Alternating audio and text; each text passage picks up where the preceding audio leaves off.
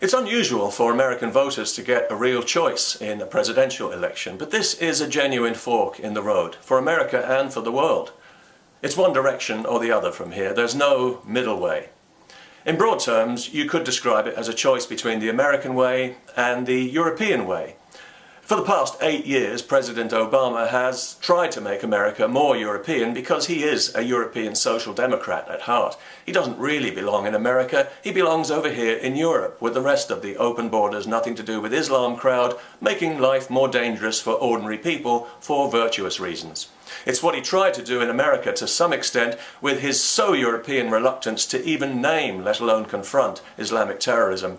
And his chosen successor, Hillary Clinton, if elected, intends to up the ante on that score when she brings in all those third world Muslim migrants who are waiting in the wings. Do you really think it will stop with the 65,000 Syrians she's promised? If you're paying attention to what's happening in Europe, you know it won't. And you know you can expect an avalanche of sex crime and jihad violence on American soil.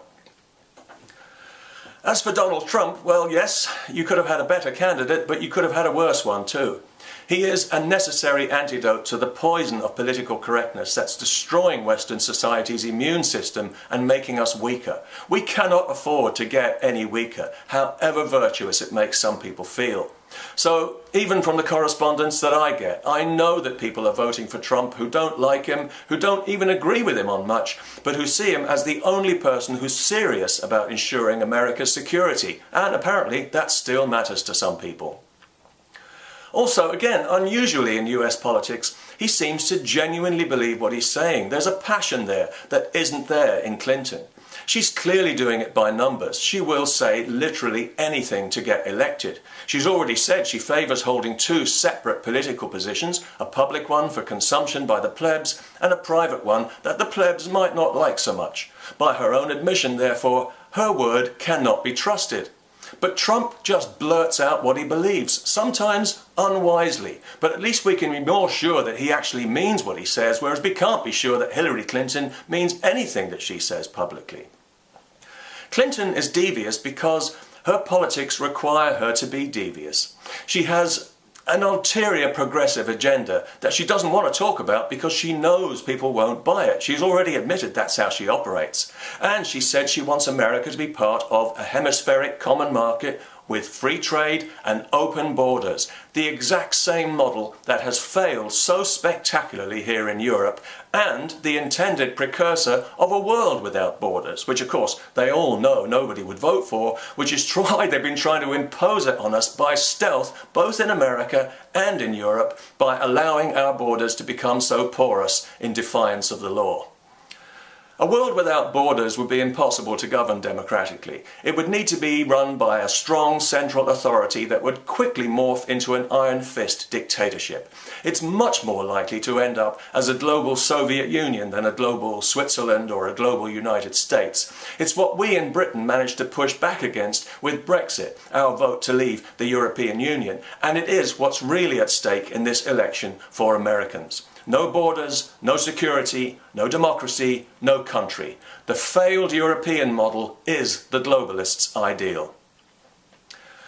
One thing that the Trump campaign has already achieved in this election is that it's given the progressive media the chance to fully reveal just how contemptuous they are of the American people. There's no attempt to provide them with balanced, objective coverage on which to make an informed decision. It's all about manipulating their opinion. CNN couldn't be any more partisan if they had a Stop Trump banner on the screen 24/7. They're so far up their own progressive rectums that if Trump does win, I expect to see half the people at CNN physically explode. The other half will do what progressives always do when they don't get their way. They'll blame the people, the basket of deplorables, and then they'll sulk about it for months afterwards, like the BBC over Brexit.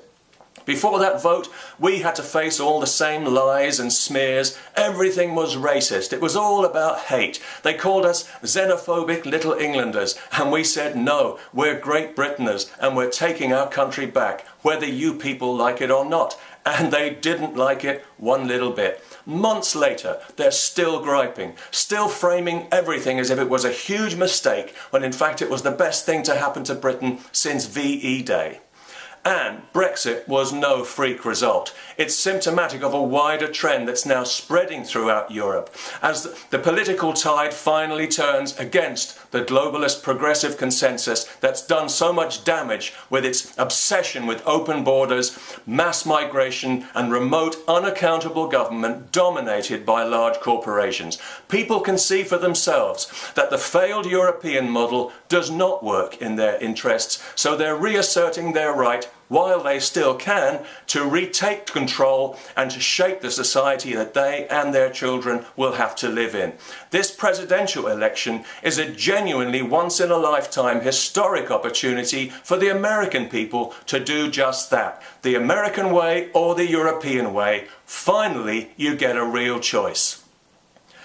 And whatever you think about Donald Trump, he has earned his place on the podium. He didn't have a party machine behind him. He had two party machines opposing him all the way, and he still does. Yet he's still there and still popular because he's communicating with people in plain language that reflects the reality they see, not the one they've been told they're supposed to see. And nobody else has been willing to do that. And the political and media establishment hate him for it because he's showing people that they can put their own country and its people first. They can take political control away from the globalists and the corporate interests, and they can change the direction of their society if they want to. And that is the last thing that career politicians want us to hear or even to think possible. The whole political class, especially those in the Republican Party, have only themselves to blame for the contempt in which they are now held. They could easily have engaged with people's legitimate concerns at any time, like honest brokers, but they wouldn't do it. And they still won't do it even now, because they are not honest brokers. So somebody came along who would do it. And here is the most important point.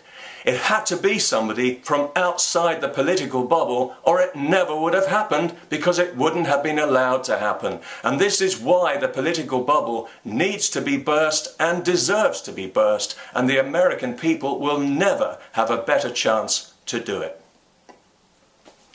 Anyway, that's it. I don't want to poke my nose in where it's not wanted, but this does affect all of us, so please forgive my intrusion, America, and whatever happens on election day, good luck. I think we're all going to need it. Peace.